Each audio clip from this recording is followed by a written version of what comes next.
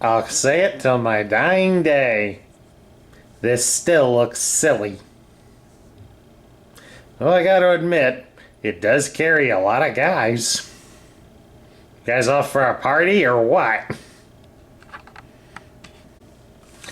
Hello everybody, Sparkster1701 here. And we're taking a look at an actual vehicle from the Python Patrol toy line. This is the Python Stun. The Python Stun was released in 1989. And it was basically a simple repaint of the 1986 released Stun. My Lego here is semi-faithful to the original.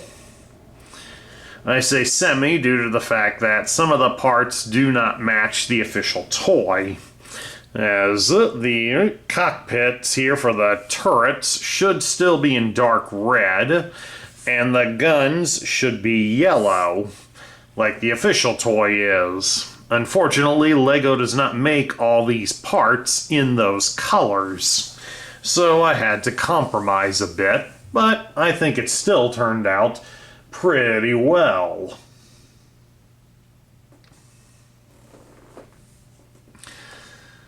The Stun was introduced in G.I. Joe media back in 1986. It was basically becoming the replacement for the Hiss tank. Sort of being the idea of a giant motorcycle, which would have added speed, being able to carry the armament of a tank.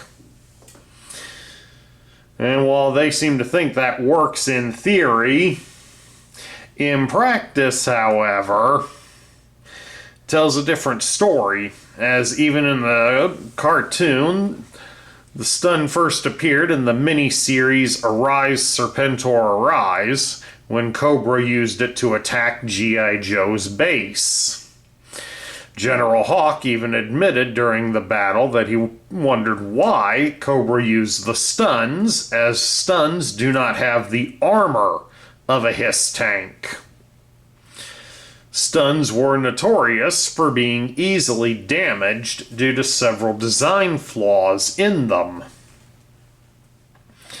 Like the fact that the front wheel assembly is very easily damaged in battle, especially when the pods are open for full deployment.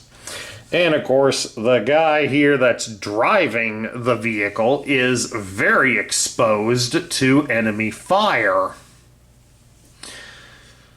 The role-playing game has an expansion that covers Python Patrol, and it suggests that the stuns were on their way to being decommissioned out of COBRA's motor pool, probably due to the fact that they suffer too much from their battle damage to be effective fighting vehicles.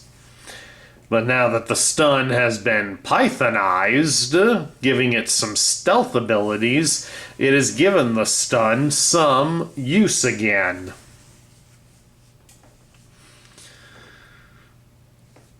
As we mentioned earlier, that it does open up here. Turn it so it faces the front so you can all see it good.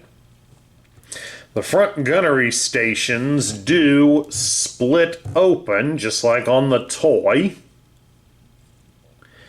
And they can pivot out to the side. The Lego probably goes a little bit further than what the actual toy did, but you get the general idea with it, and it also further exposes the vulnerability to the front wheel. And of course, the Stun's cannons can elevate pretty high, so the Stun does have an impressive field of fire for a ground vehicle. It just unfortunately suffers from a lot of weaknesses. And of course, right here, the Stun's primary weapons are these Constrictor twin rotating laser cannons, which is a modification from the original Stun, as it had explosives in here as its weapons. And then right here at the back of the vehicle, the Stun has a recoil circular magazine 7.62 millimeter machine gun, so it can definitely cover its rear flank. The Stun requires a crew of 4 to operate, 1 driver and 3 gunners. The official toy from Hasbro could carry 6 additional members on it, as they basically lined up along the sideboards, and it could carry one more person inside next to the machine gunner for a total of 11 action figures. And we don't really have the capacity for 11 on this, although we probably could manage it, but it would look a little cluttered. But at any rate, we do have some of the other figures that were put out for Python Patrol in the same year and future year figures. Like for starters, here we have a Python Viper. I was originally going to go with some rubber goggles for them, but I couldn't get any at the time. So we just have the flip down ones here that Lego makes on his helmet. Those look kind of cute. Just stand him right there. Scattered across the vehicle in 3 places, we have Python Troopers. I've given all of them different head sculpts. That way at least makes it look like that they're all a bunch of different people. And I've given him his gun, so he has an AK-47, just like the toy did.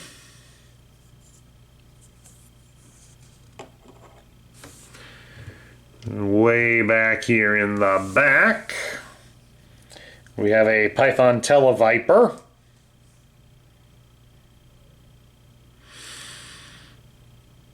And he's wearing a Star Wars helmet. Thankfully they make them in solid white, so I was able to paint it black. And yes, that is a regular Lego head with a red visor. I thought it would look great as a Python Patrol guy. And then, of course, I built him his backpack based on the plans that they had for the Creo Televiper, just adapted for Lego parts.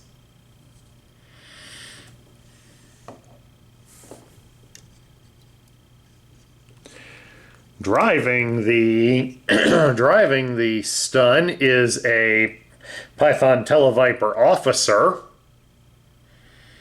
It's the same head as the Televiper, just on the reverse side. Since this guy only came with a parachute when he was released in the modern era, I figured this would be a better use for him. He could just drive the Stun.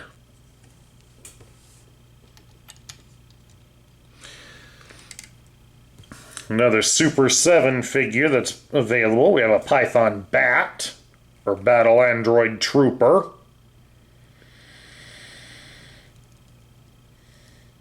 His helmet and backpack I purchased from Calypso Customs. So that way you can make your own Battle Android Troopers.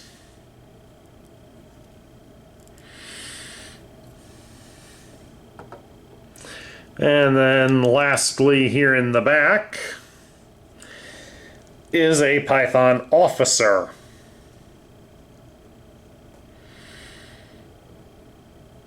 With a nice angry expression on his face. And he has a sniper rifle, just like the action figure includes. Or at least one as close as what I can get for him. Because he comes with a Dragunov-style sniper rifle, and this is about the closest that I can find from a lot of my custom suppliers.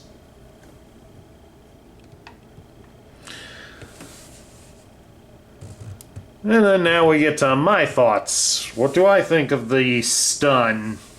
Well, I will say the Stun is an interesting vehicle, to say the least.